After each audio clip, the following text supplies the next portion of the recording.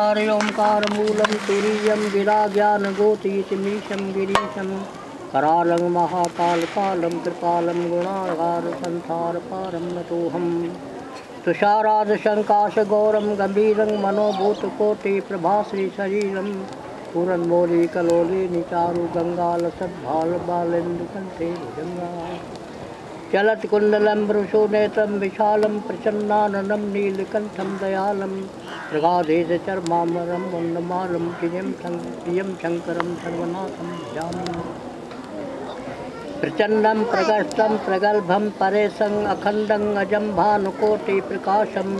त्रयशूलनिर्मूलनं शूलपाणि भजेऽहं भवानीपतिभावगुण्यं कलातीत कल्याणकल्पान्तकारी सदा सज्जनानन्ददाता पुरारी चिदानंद संदोह मोहापहारी प्रसीद प्रसीद प्रभो मन्मथारी न यावद् युमानाथ पादारविन्दं भजन्ति हि लोके परे वा नराणां न तावत् सुखं शान्ति सन्तापनाशं प्रसीद प्रभो सर्वभूतादिवासं न जानामि योगं जपं नैव पूजं नतोऽहं सदा सर्वदा सम्भुतभ्यं जराजन्म दुःखोक्ता तप्यमानं प्रभो पाहि आपन् नमामि शम्भो नमामि शम्भो नमामि शम्भो नमामि शम्भो